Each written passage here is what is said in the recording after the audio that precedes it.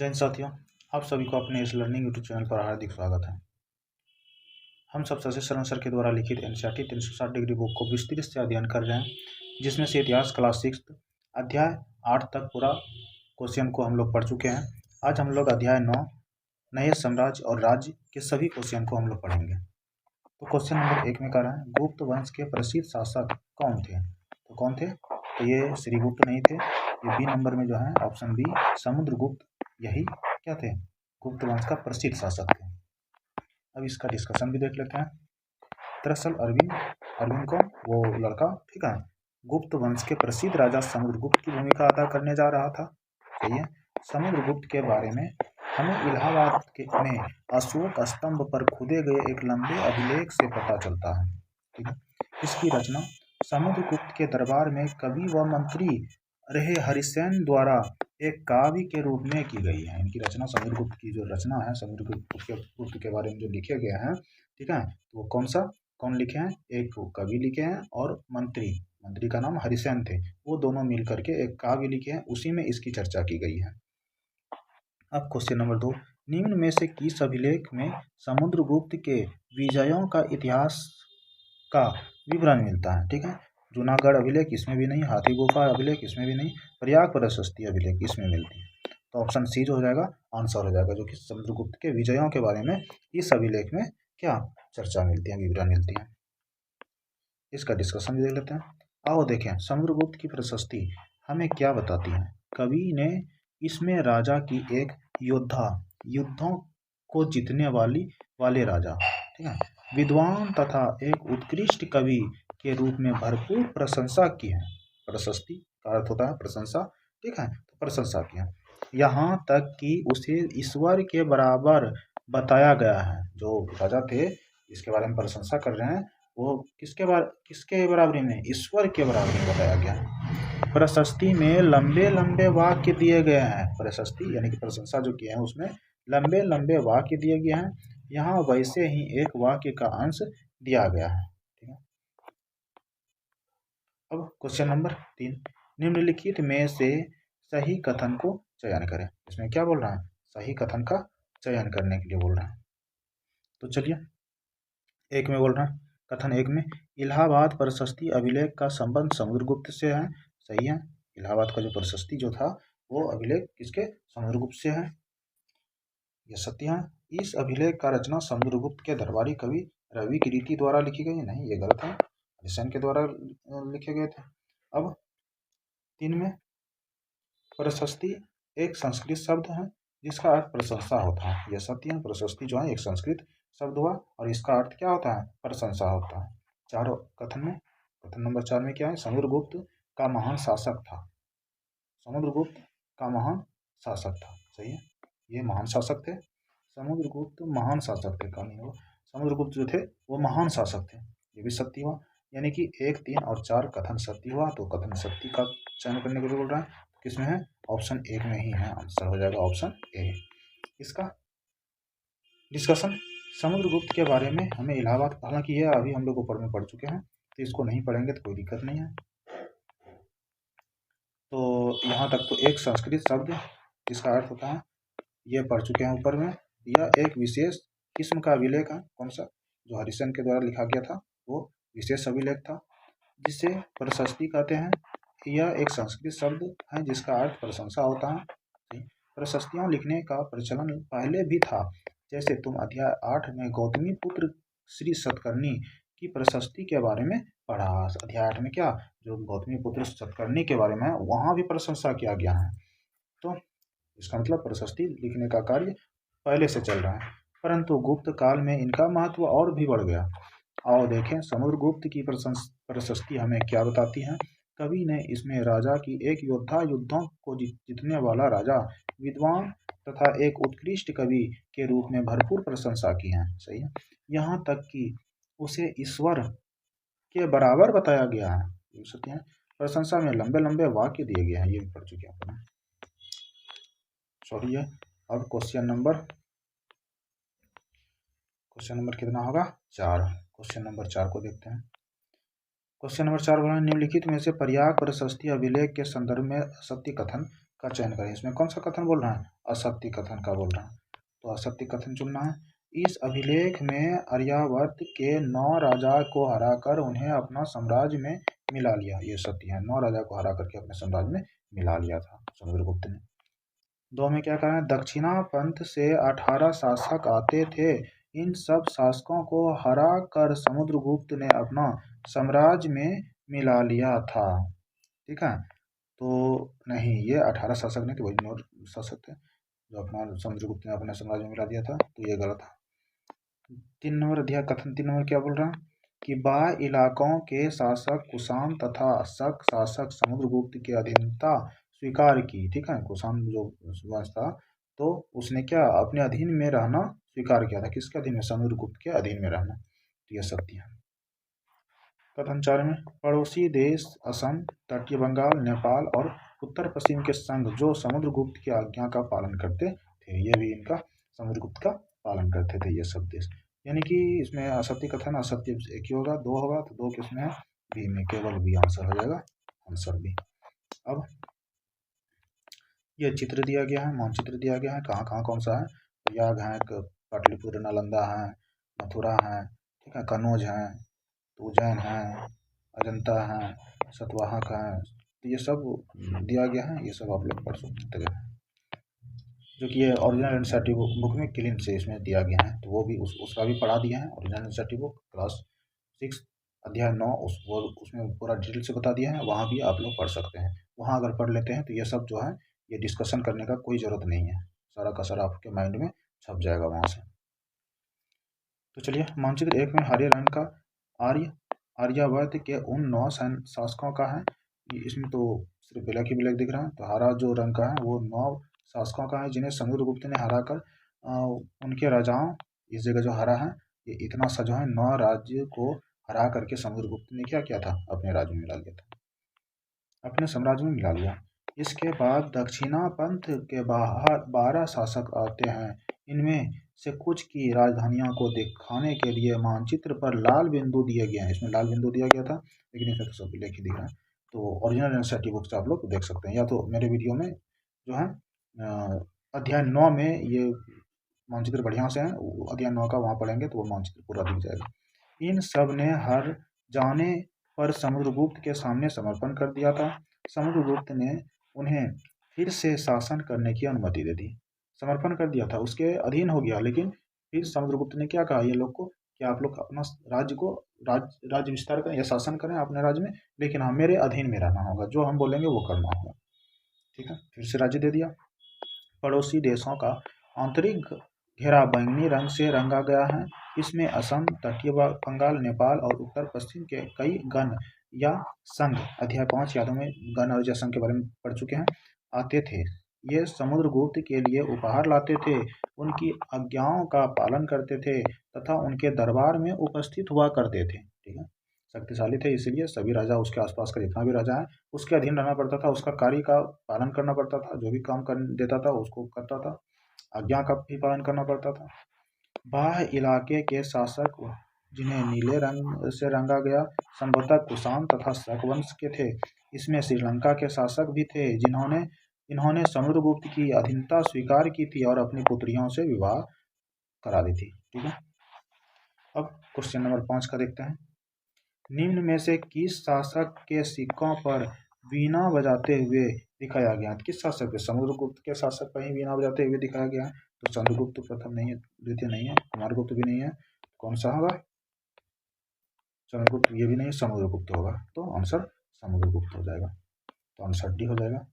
Discussion, वीणा बजाने वाला राजा समुद्रगुप्त के कुछ अन्य गुणों को सिक्कों पर दिखाया गया है, जिसे इस सिक्के में उन्हें वीणा बजाते हुए दिखाया गया। समुद्रगुप्त इन सिक्के में क्या वीणा बजाते हुए दिखाए गए। ठीक है, क्वेश्चन नंबर 6, गुप्त वंश के कौन से पहले शासक थे जिन्होंने महाराजाधिराज की उपाधि धारण की थी? अब बताइए, चंद्रगुप्त प्रथम ही थे जो कि समुद्रगुप्त के पिताजी थे, ये महाराजाधिराज की उपाधि धारण की थी, जो हम एनसीईआरटी बुक में पढ़ाए हैं ओरिजिनल, उसमें बताए थे कि ये इंपॉर्टेंट है, इसको याद रखना है।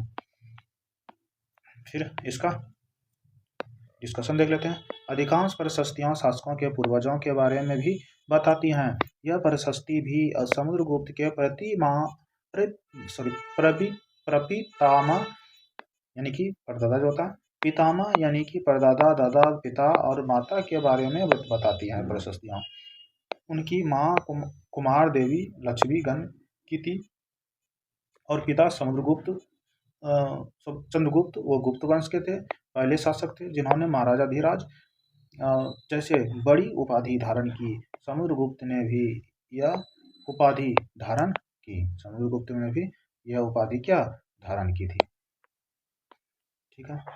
उनके दादा और परदादा महाराजा के रूप में उल्लेख हैं, वो महाराजा कहते थे वो दादा और परदादा। इससे यह आभास मिलता है कि धीरे धीरे इस वंश का महत्व बढ़ता गया। ठीक है। उनका दादा परदादा राजा थे, महाराजा थे, उसके बाद महाराजा धीराज हो गए उसके पिताजी, और ये तो चंद्रगुप्त और भी बड़े शासक हो गए समुद्रगुप्त। निम्न में से कौन सा कथन गलत है? तो इसमें गलत कथन बताना है। तो चलिए, 58 ईस्वी पूर्व प्रारंभ होने वाले विक्रम संवत को परंपरागत रूप से चंद्रगुप्त द्वितीय के नाम से जोड़ा। सत्य है ये। ठीक है। तो सत्य बताना है। चंद्रगुप्त प्रथम ने शकों पर विजयों के प्रतीक, ये अगर एनसीईआरटी ओरिजिनल बुक पढ़ लेते हैं ना तो ये सब जानकारी मिल जाएगा कि कौन सा सत्य है कौन सा असत्य है। तो वहाँ डिटेल से पढ़ लेने के बाद माइंड में पूरी तरह से छप जाता है, याद नहीं भी करते हैं तो पर भी याद रहता है। चंद्रगुप्त प्रथम ने शकों पर विजयों के प्रतीक के रूप में शक संवत की स्थापना की। ठीक है। ये नहीं, ये गलत है। शक संवत की स्थापना चंद्रगुप्त प्रथम ने शकों के पर विजय पर नहीं की थी। अब सी में, चंद्रगुप्त द्वितीय ने शकों के विजय के उपलक्ष्य में विक्रमादित्य की उपाधि धारण की थी। ये सत्य है, विक्रमादित्य की धारण की थी। डी में, चंद्रगुप्त प्रथम ने महाराजा धीराज की उपाधि धारण की थी। ये भी सत्य। ठीक है। तो यह सत्य बोलना है तो असत्य बी हो जाएगा। आंसर क्या हो जाएगा? बी। चलिए इसका डिस्कशन। पिता चंद्रगुप्त गुप्त वंश के पहले शासक थे जिन्होंने महाराजा धीराज जैसी बड़ी उपाधि धारण की। समुद्रगुप्त ने भी उपाधि धारण की। उनके दादा और परदादा ने महाराजा के रूप में उल्लेख है, अभी पढ़ चुके हैं। इससे यह आभास मिलता है कि धीरे धीरे इस वंश का महत्व क्या होता गया है, बढ़ता गया है। 58 ईसा पूर्व में आरंभ होने वाले विक्रम संवत को परंपरागत रूप से गुप्त राजा चंद्रगुप्त द्वितीय के नाम से जोड़ा जाता है, और ऐसा कहा जाता है कि उन्होंने शकों पर विजय के प्रतीक के रूप में इस संवत की स्थापना की तथा विक्रमादित्य की उपाधि धारण की थी। ठीक है। चलिए क्वेश्चन नंबर 8 में, निम्न में से हर्षवर्धन के दरबारी कवि कौन थे? वानभट्ट थे। हर्षवर्धन के दरबारी कवि कौन थे? वानभट्ट थे। तो ऑप्शन सी आंसर हो जाएगा। चलिए इसका उदाहरण देख लेते हैं। ऐसी ही एक राजा हर्षवर्धन थे जिन्होंने करीब 1400 साल पहले शासन किया। उनके दरबारी कवि वानभट्ट ने संस्कृत उनकी जीवनी हर्षचरित लिखी। ठीक है। उनकी जीवनी हर्षचरित, हर्षवर्धन का जीवनी किसने लिखी थी? वानभट्ट ने संस्कृत भाषा में लिखी थी। नाम था पुस्तक का हर्षचरित। इनमें हर्षवर्धन की वंशावली देते हुए उनके राजा बनाने तक की वर्णन चीनी तीर्थयात्री ह्वेन-त्सांग जिनके बारे में तुमने अध्याय 8 में पढ़ा है, काफी समय के लिए हर्ष के दरबार में रहे थे। ठीक है। चलिए अब क्वेश्चन नंबर 9, हर्षवर्धन की जीवनी हर्षचरित की रचना किसने की थी? तो अभी पढ़े वानभट्ट ने की थी। तो ऑप्शन सी आंसर हो जाएगा। तो यह तो पढ़ चुके हैं। अब क्वेश्चन नंबर 10, निम्नलिखित में से हर्षवर्धन के संदर्भ में सही कथन पर विचार करें। तो अभी पढ़े हम लोग, तो अब कथन देखना है, कथन कौन सा सही है कौन सा गलत है। चलिए कथन एक क्या कर रहे हैं? हर्षवर्धन अपने पिता और बड़े भाई के मृत्यु होने पर जाने के बाद थानेसर के राजा बने। यह सत्य है। थानेसर का जब मृत्यु हो गया उसके बड़े भाई और पिताजी, तो ये हर्षवर्धन थानेसर का राजा बने थे। 2 नंबर में, उनके बहनोई गृहवर्मा कन्नौज के शासक थे। ये भी सत्य है, वो शासक थे। 3 नंबर में, गृहवर्मा की मृत्यु के पश्चात कन्नौज को अपने अधीन कर लिया। सही है। जब बंगाल का जो राजा था ना, उसने जब उनके बहनोई कन्नौज पर हमला करके शासन कर लिया, तो फिर उसने हर्षवर्धन ने फिर से वो बंगाल का जो राजा यहाँ पर शासक बन करके रहा था, तो उस पर हमला कर लिया, और वो बंगाल के राजा को खदेड़ करके पुनः हर्षवर्धन ने कन्नौज पर अधिकार कर लिया। 4 में, हर्षवर्धन ने नर्मदा नदी के पार दक्कन में चालुक्य नरेश पुलकेशिन को हराया नहीं था, इसने हार गया था। तो ये आंसर गलत है 4 नंबर। तो इसमें कौन बोल रहा है, सही कथन का चयन करें। सही कौन कौन है, 1 2 3 इसमें है, ऑप्शन ए में है 1 2 3, आंसर हो जाएगा ऑप्शन ए। चलिए इसका डिस्कशन देख लेते हैं। हर्ष अपने पिता के सबसे बड़े बेटे नहीं थे, पर अपने पिता और बड़े भाई की मृत्यु हो जाने पर थानेसर का राजा बने। उनके बहनोई कनौज के शासक थे। जब बंगाल के शासक ने उन्हें मार डाला तो हर्ष ने कन्नौज को अपने अधीन कर लिया और बंगाल पर आक्रमण कर दिया। ठीक है, और फिर से वो क्या अभी बताए उधर। ठीक है, तब मगध तथा संभवतः बंगाल को भी जीतकर उन्हें पूर्व में जितनी सफलता मिली थी उतनी सफलता अन्य जगहों पर नहीं मिली, यहाँ पर मिली। जब उन्होंने नर्मदा नदी को पार तक दक्कन की ओर आगे बढ़ने की कोशिश की, तब चालुक्य नरेश पुलकेशिन द्वितीय ने उन्हें रोक दिया और वहां पर हार गया था ये। अब क्वेश्चन नंबर 11। चलिए क्वेश्चन नंबर 11 में क्या, निम्न में से दक्षिण भारत के राजवंशों के बारे में असत्य कथन पर विचार करें। इसमें असत्य कथन पर विचार करने के लिए बोल रहे हैं। देख लिया असत्य कथन कौन सा है, वो चुनना है। पहला नंबर, पल्लवों का राज्य उनकी राजधानी कांचीपुरम के आसपास के क्षेत्र से कावेरी नदी के डेल्टा तक फैला हुआ, ये सत्य है। ठीक है, उसके बाद चालुक्य का राजा कृष्णा और तुंगभद्रा नदियों के बीच स्थित है, ये भी सत्य है। चालुक्य की राजधानी कांचीपुरम है, नहीं ये गलत है। तो असत्य कथन बोल रहे हैं, तो असत्य सी हो जाएगा, आंसर सी। अभी इसका डिस्कशन देख लेते हैं। इस काल में पल्लव और चालुक्य दक्षिण भारत के सबसे महत्वपूर्ण राजवंश थे। पल्लवों का राजा उनकी राजधानी कांचीपुरम के आसपास के क्षेत्र से लेकर कावेरी नदी के डेल्टा तक फैला था, जबकि चालुक्यों का राज्य कृष्णा और तुंगभद्रा नदियों के बीच स्थित थे। चालुक्यों की राजधानी ऐहोल थी। ठीक है, चालुक्यों की राजधानी ऐहोल थी, जो कि यहाँ पर क्या, जो कि ये शहर में बसा हुआ था। और ये यहाँ पर ज़्यादातर व्यापारी धन पूंजीपति सब रहते थे, गरीब सब अछूत सब लोग नहीं रहते थे, और वो क्षुद्र सब नहीं रहते थे। और अगर क्षुद्र सब वहाँ पर चले गए तो उसको क्या करना पड़ता था, एक लकड़ी रखना पड़ता था और उसको ठोक करके बजाना पड़ता था, ताकि उसकी आवाज़ सुन करके जो पूंजीपति हैं, जो बड़े सब हैं, तो वो सब उससे मतलब स्पर्श ना हो सके, वो आवाज़ सुन करके ही वो बगल हो जाए। ठीक है, क्वेश्चन नंबर 12, निम्न में ऐहोल अभिलेख का संबंध किस शासक से है, पुलकेशिन द्वितीय से है। तो ये समुद्रगुप्त नहीं, यशोवर्मन नहीं, पुलकेशिन द्वितीय हो जाएगा आंसर सी। तो इसका जो है चालुक्य ऐहोल थी, जहाँ प्रमुख व्यापारी केंद्र था। धीरे धीरे जो अभी हम बताए वही बन गया, क्योंकि हमने क्या ओरिजिनल एनसीईआरटी बुक पढ़ चुका था। पहले 2 से 3 बार हम पूरी तरह से ऑल सब्जेक्ट 6 से लेकर के 12 तक एनसीईआरटी को बढ़िया से पढ़ चुके हैं। उसके बाद फिर से जो पढ़ रहे हैं, पढ़ तो नहीं मतलब कि अपना जो पढ़ने के बाद जो पढ़ा रहे हैं अभी, हालांकि जो पढ़ा रहे हैं तो क्या हम भी पढ़ रहे हैं। पहले 3 पढ़ाने से पहले क्या 3 से 4 बार हम खुद पढ़े हैं, अपना बुक जो है उसमें पढ़े हैं, और जो इंपॉर्टेंस है वो लिख भी लिए हैं। और अभी जो पढ़ा रहे हैं ये PDF के द्वारा पढ़ा रहे हैं, और इसको पढ़ने से क्या अपना भी पढ़ाई हो रहा है और आप लोग को भी पढ़ा दे रहे हैं। ठीक है, और पढ़ा पा रहे हैं इसलिए क्योंकि 4 बार हम पहले एनसीईआरटी बुक को ख़त्म कर दिए हैं। तो आप लोग वो पढ़ लें ताकि आपके माइंड में हमेशा याद रहे। तो क्या बोला, धार्मिक केंद्र भी बनाया गया, मंदिर भी बनाया गया। पल्लव और चालुक्य एक दूसरे के सीमाओं का अतिक्रमण करते थे। ठीक है, ये क्या एक दूसरे के सीमाओं का अतिक्रमण करते थे। मुख्य रूप से राजधानियों को निशाना बनाया जाता था जो समृद्ध शहर थे, जो क्या समृद्ध शहर थे। ठीक है, पुलकेशिन द्वितीय सबसे प्रसिद्ध चालुक्य राजा थे। उनके बारे में हमें उनकी दरबारी कवि रवि कीर्ति द्वारा रचित प्रशस्ति से पता चलता है।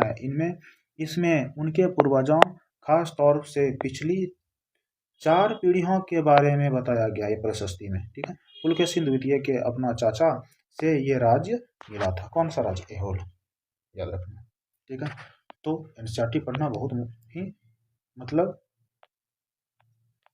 बहुत ही क्या इम्पोर्टेंट है। एनसीईआरटी आप लोग पढ़ सकते हैं और पढ़ने के बाद क्या एग्ज़ाम को क्वालिफाई करने में कोई दिक्कत नहीं है। अभी हम एनसीईआरटी बुक को पूरी तरह से पढ़ चुके हैं, तभी मेरा दो बार क्या बीपीएससी जो है आयोग वाली, तो वो 17वीं बीपीएससी में भी रिजल्ट हो चुका था, लेकिन उसमें सिर्फ प्री निकला, मेंस नहीं निकल पाया। और इस बार भी 71वीं में प्री निकल चुका है, मेंस का तैयारी कर रहे हैं। अगर देखते हैं वो अगर मेंस का एग्ज़ाम देंगे निकल सकता है। तो एनसीईआरटी इतना महत्व है कि आपको बेसिक से लेकर के जो है ऊपर तक, मतलब जड़ से लेकर के ऊपर हाई लेवल तक का इसमें पढ़ाई हो जाता है आपका। तो एनसीईआरटी अवश्य पढ़ लें, ठीक है। एहोल अभिलेख प्रशस्ति को रचित है। एहोल जो है कौन सा अभिलेख प्रशस्ति को रचित है, किसने, तो रवि कीर्ति इसमें रचित है। रवि कीर्ति क्या था इसमें रचना, ठीक है। चालुक्य राजधानी एहोल, प्रमुख राज्य केंद्र था, यह सब पढ़ चुके हैं। सिर्फ इतना सा पढ़ लिया कि कवि जो है रवि कीर्ति द्वारा रचित था एहोल। इसमें उनके पूर्वजों खासतौर से पिछली 4 पीढ़ियां यह भी पढ़ चुके, पुलकेशिन द्वितीय अपने चाचा से यह राज्य मिला था एहोल, जो कि ऊपर के डिस्कशन यानी कि क्वेश्चन नंबर 12 का डिस्कस तो उसमें पढ़ चुके हैं। अब क्वेश्चन नंबर 14 का देखते हैं। निम्नलिखित में से दक्षिण राज्य के प्रशासन के संदर्भ में कौन सा कथन असत्य है, इसमें बोल रहा है असत्य कथन चुनना है। देख लेते हैं। प्रशासन की प्राथमिक इकाई का गांव होती थी और इसकी महत्वपूर्ण राजस्व भूमि कर हुआ करती थी। ऐसा था गांव रहता था अधिक, मतलब कि प्रशासन का प्राथमिक इकाई गांव ही था, और यहाँ पर से क्या जो कर होता था उसी से प्राप्त होता था धन। अब बी में, यहाँ की प्रशासनिक पद अनुवांशिक हुआ करते थे, सत्य अनुवांशिक हुआ करते थे उस समय। सी में, एक व्यक्ति एक ही पद पर कार्य करते थे, नहीं अनेक पद पर, 2-3 पद पर कार्य करते थे एक व्यक्ति। यहाँ स्थानीय प्रशासन में प्रमुख व्यक्तियों का बहुत बोलबाला था, ये सही है। स्थानीय में प्रमुख जो व्यक्ति था वो बहुत ही अधिक बोलबाला था उनका। अब इसका डिस्कशन देख लेते हैं। प्रशासन की प्राथमिक इकाई गांव होते थे, लेकिन धीरे धीरे कई नए बदलाव आए। राजाओं ने आर्थिक, सामाजिक, राजनीतिक या सैन्य शक्ति रखने वाले लोगों का समर्थन जुटाने के लिए कई कदम उठाए। उदाहरण के तौर पर कुछ महत्वपूर्ण प्रशासकीय पद अनुवांशिक बन गए, अर्थात बेटे अपने पिता का पद पाते थे, जैसे कि कवि हरिसेन अपने पिता की तरह महादंडनायक अर्थात मुख्य न्याय अधिकारी बने थे, ठीक है। हरिसेन जो थे ना मुख्य न्यायाधिकारी, किसके, अपने पिता के पद पर ही बने थे। कभी कभी एक ही व्यक्ति कई पदों पर कार्य करते थे, जैसे कि हरिसेन एक महान दंडनायक होने के साथ साथ कुमारामात्य अर्थात एक महत्वपूर्ण मंत्री तथा एक संधि विग्रहिक अर्थात युद्ध और शांति के विषयों का भी मंत्री था, ठीक है।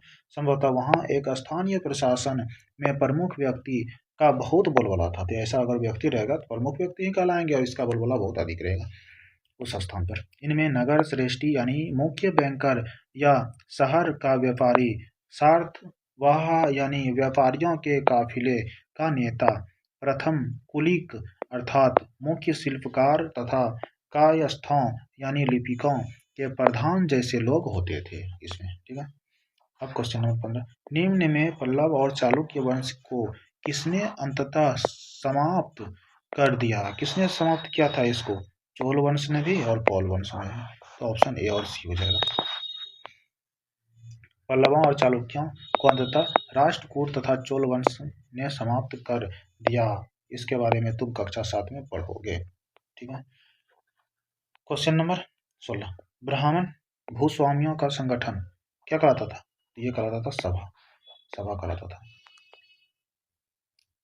चलिए डिस्कशन देख लेते हैं। पल्लवों के अभिलेखों में कई स्थानीय सभाओं की चर्चा है। इनमें से एक था ब्राह्मण भूस्वामियों का संगठन, जिसे सभा कहते थे। ये सभाएं उप समितियों के जरिए सिंचाई, खेतीबाड़ी से जुड़े विभिन्न काम, सड़क निर्माण, स्थानीय मंदिरों की देखरेख आदि का काम करती थी, जिन इलाकों के भूस्वामी कहते थे, ठीक है। तब हम क्वेश्चन नंबर 17, ये क्वेश्चन नंबर 16 का डिस्कशन था, क्वेश्चन नंबर 17 का देखते हैं। निम्न में से व्यापारियों के संगठन का क्या नाम है? क्या नाम है? ठीक है, तो ये नाम है नागराम व्यापारियों का। तो ऑप्शन बी का आंसर हो जाएगा। चलिए इसका डिस्कशन देख लेते हैं। ब्राह्मण नहीं थे वहाँ पूर नामक ग्राम सभा के होने के बाद कही गई है। नागराम व्यापारियों के एक संगठन का नाम था। ठीक है, संभवतः इन सभाओं पर धनी तथा शक्तिशाली भूस्वामियों और व्यापारियों का नियंत्रण था। इनमें से बहुत सी स्थानीय सभाएं शताब्दियों तक काम करती रही। क्वेश्चन नंबर 18, निम्न में से प्रसिद्ध नाटक अभिज्ञान शकुंतलम के रचनाकार कौन थे? कालिदास थे अभिज्ञानम शकुंतलम के रचनाकार। ठीक है, जो कि नाटक बहुत ही प्रसिद्ध थे। अब कालिदास अपने नाटकों में राजा दरबार के जीवन के चरित्र के लिए प्रसिद्ध है। इन नाटकों में एक रोचक बात यह है कि राजा और अधिकांश ब्राह्मणों को संस्कृत बोलते हुए दिखाया गया है, जबकि ठीक है जो अधिक पूंजीपति और राजा थे तो ब्राह्मणों को ये सबको क्या संस्कृत बोला हुआ दिखाया गया है इस नाटक में, जबकि अन्य लोग तथा महिलाएं प्राकृत बोलते थे वे दिखाया गया। जो किसान है, अन्य जन है, हम लोग जो हैं तो उसको क्या प्राकृत बोलते हुए दिखाया गया है। उनका सबसे प्रसिद्ध नाटक अभिज्ञानम शकुंतलम दुष्यंत नामक एक राजा और शकुंतला नाम की एक युवती की प्रेम कहानी है। ठीक है, ये जब हिंदी साहित्य अगर पढ़ेंगे तो हिंदी साहित्य का इतिहास में अभिज्ञानम शकुंतलम का पूरा नाटक पढ़ाया गया है, बताया गया है, उसमें पढ़ना होता है। ठीक है, उसमें पूरी तरह से ये दुष्यंत नामक जो राजा थे और शकुंतला नामक जो ये रानी थी, युवती थी, लड़की थी, इसका प्रेम कहानी के बारे में पूरी तरह से उसमें कहानी दिया गया है। इस नाटक में वो भी हिंदी साहित्य का इतिहास जो है वो भी पढ़ाएंगे, तो उसमें इस कहानी को वहाँ पर बता देंगे। इस नाटक में एक गरीब मछुआरे के राजा साथ कर्मचारियों के दुर्व्यवहार के बारे में बात कही गई है। ठीक है, अब क्वेश्चन नंबर 19, निम्नलिखित में से प्रसिद्ध पुस्तक अभिज्ञानम शकुंतलम में किसकी कहानी मिलती है? कोवलम की? नहीं। दुष्यंत की? नहीं। शकुंतलम की? हाँ, सॉरी, ये बोला कि निम्नलिखित में से प्रसिद्ध पुस्तक अभिज्ञानम शकुंतलम में किसकी कहानी मिलती है? किसकी कहानी मिलती है? राजा अभी पढ़े, राजा दुष्यंत की। तो ये सॉरी, इसमें जो हम गलत दे दिए, गलत है ना। तो राजा दुष्यंत तो थे, राजा दुष्यंत और शकुंतला की कहानी, तो ये भी सही है। और सॉरी, ये सी भी सही है। शकुंतला दोनों का जो है इस कहानी में मिलती है, तो डी है, बी और सी दोनों सत्य हो जाएगा। तो ये अभी हम लोग पढ़े, प्राकृत बोलते थे, ये दुष्यंत नामक राजा और शकुंतलम नामक जो युवती प्रेम कहानी के बारे में लिखा गया है, पढ़ चुके हैं हम लोग। अब क्वेश्चन नंबर 20, ग्रामवासी राजा के लिए क्या क्या लेकर आते थे? क्या क्या लेकर आते थे? दही सत्य है, गुड़ ये भी सत्य है, फूल के उपहार ये भी सत्य है। यानी कि उपरोक्त में से सभी जो है, जो राजा ग्रामवासी जो है, राजा जब जाते थे अपने सेना और सैनिक लेकर के, मतलब घूमते थे, जगह जगह जा करके घूमते थे, तो उसको जो रास्ते में खाने के लिए चाहिए, तो ये सब ग्रामवासी नज़दीक के जो ग्राम था, गांव था, वहाँ से मतलब लेकर के आते थे ये लोग के लिए। डिस्कशन देख लेते हैं। रास्ते में पड़ने वाले गांव वालों को उनका सत्कार करना पड़ता था। इनका जो राजा और उसका सैनिक जो जाते थे घूमने के लिए मतलब देखने के लिए, एक स्थान से दूसरे स्थान जाते थे, उसके बीच में जो खाने पीने का चाहिए तो वो गांव से ही, पड़ोस के गांव से ही मिलता था। वे दही गुड़ तथा फूलों का उपहार लाते थे तथा जानवरों को चारा भी देते थे। वे राजा से घोड़ा, जैसे घोड़े रहता था उसका पास, गधा रहता था सामान ले जाने के लिए, हाथी रहता था तो उसका चारा भी लाते थे। मिलाना चाहते थे, मतलब वे राजा से भी मिलना चाहते थे गांव के लोग, ताकि अपनी शिकायत या कई अनुरोध उनके सामने रख सके। ठीक है, ये भी करते थे। तो ये अध्याय 9 जो है का सभी क्वेश्चन और उसका डिस्कशन पढ़ लिया है। अब नेक्स्ट क्लास में हम लोग अध्याय 10 इमारतें, चित्र तथा किताबें, इसका सभी क्वेश्चन को हम लोग सही से पढ़ेंगे और इसका अध्ययन करेंगे। तो ठीक है, आज के लिए यहीं तक। सभी को धन्यवाद। जय हिंद।